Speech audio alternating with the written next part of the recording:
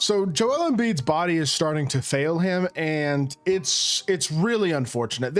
I want to make very clear at the very beginning of the video, this is not at all a video bashing Joel Embiid. There are people out there who have done a lot of that and will likely continue to over the next few months. That's unfair to Embiid. This is not his fault. He is apparently experiencing swelling in his left knee again. He participated in an on-court workout Thursday, so yesterday, and experienced an increase in knee swelling following the session.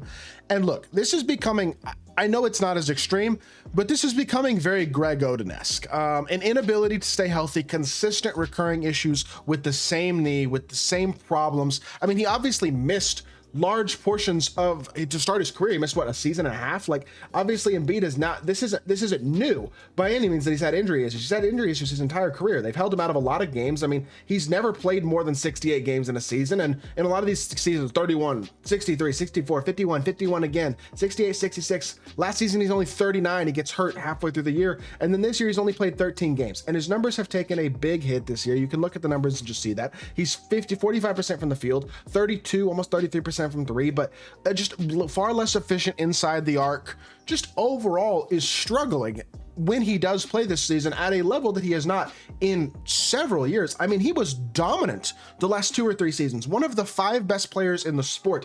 I think he deserved to win the MVP he won, and he finished second in MVP voting twice the 2 years before that. And last year he was the MVP favorite before he got hurt halfway through the season. Like, at the end of the day, Joel Embiid has had a absolutely dominant career when healthy, but he has never been able to find sustained health. And it's a real shame. And he came back late in the season for the playoffs last year and was okay, but inconsistent in the playoffs. And I think he rushed back on an injury that he wasn't healthy.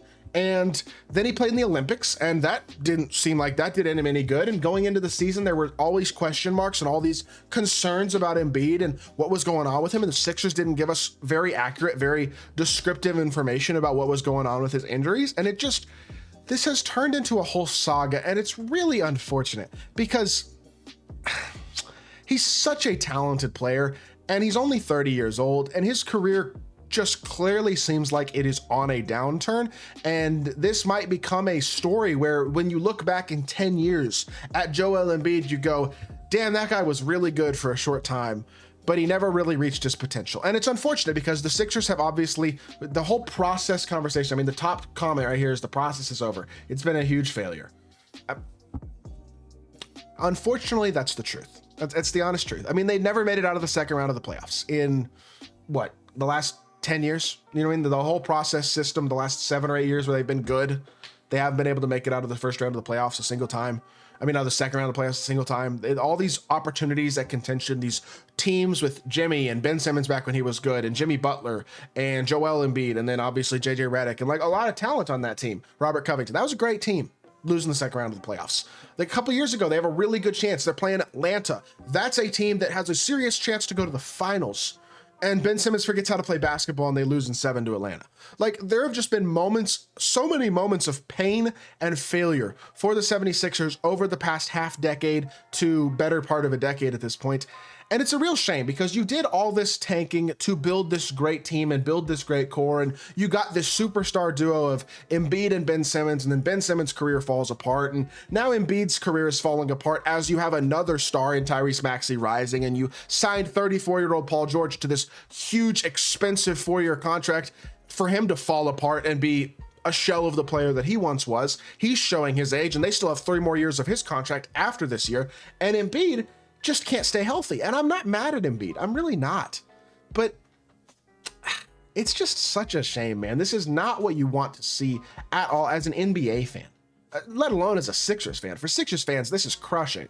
But for NBA fans in general, it's a shame because you're watching a guy who's when healthy, one of the 5 best players in the world, and he can't stay on the court. And it's a real shame. I mean, here's the honest truth at this point. This has been such an ongoing issue this season for Embiid, and it has been so consistent. I mean, he was out for the last 6 games with a foot sprain, not a knee swelling. He's had other injury issues as well, but the knee is swelling again.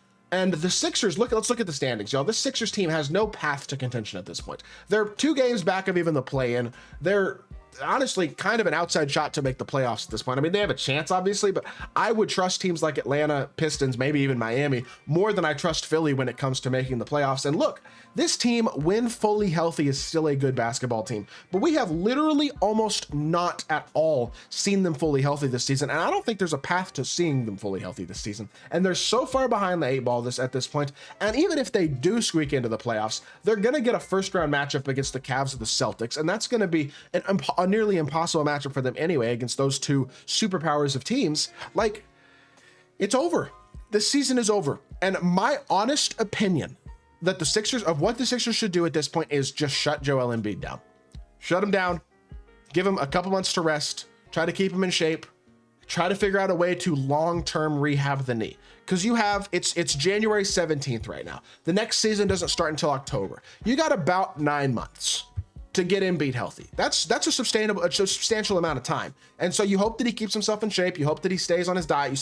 You hope that he eats healthy, because weight has been an issue with Embiid in the past as well. So you obviously have to maintain that as well. But if you can keep him in shape and figure out a longer term rehab plan to get him healthy over a significant period of time, instead of, like they're saying right now, reevaluating in 7 to 10 days, the season's over.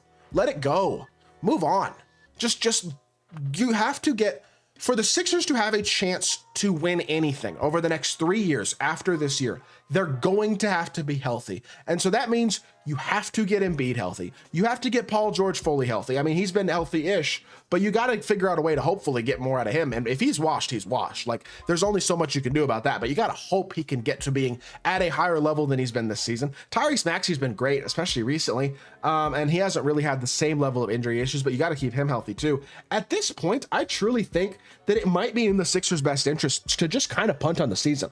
Let's look at their future draft picks real quickly. They have their own pick, I believe, this year. Do they not? I gotta check and make sure. Oh, they don't have their own pick this year. Is it protected? It's protected 1 through 6. Okay, so good chance. I forgot about this trade. Their first round pick is protected 1 through 6. Odds are they're probably not getting a top 6 pick.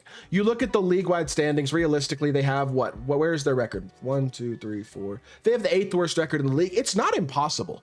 If teams like the Raptors and the Pelicans continue to play better, and I mean, the Nets are obviously fully tanking, the Blazers are tanking, but there's a chance, there is a path to a top 6 pick for this Sixers team. I think blowing it up and hoping you get your pick, not blowing it up, but just kind of tucking it in and letting the season go is probably not the worst idea at this point for this team. I mean, without Embiid, they're 8-18. They're only averaging 107.3 points per game. They've been bad without Joel Embiid. They haven't been great with him. They're only 7-6 with Embiid. Now, some of those games he didn't play the whole game, to be fair, but still, they're not good without him at all. The season is over. They don't have a path to contention without a healthy Joel Embiid, and I think rushing him back and trying to get him healthy is going to do nothing but to potentially re-injure him even more.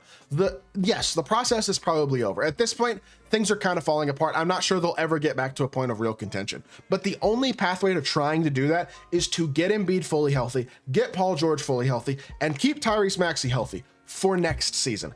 And if they could get a top 6 pick, that would be massive for adding another young star into the mix. Obviously, Jared McCain's out for the year as well. He'll be healthy next year. They actually have a lot of talent if they're healthy, and if they could keep their draft pick, they could really have a lot of talent going into next season. But if I was the Sixers, I would punt on this season. That is the honest truth. That would be my path at this point, and the strategy that I would take if I was the Philadelphia 76ers, because this year is just becoming a disaster. You don't want to risk any more re-injury for Embiid. Just let it be and let the season go.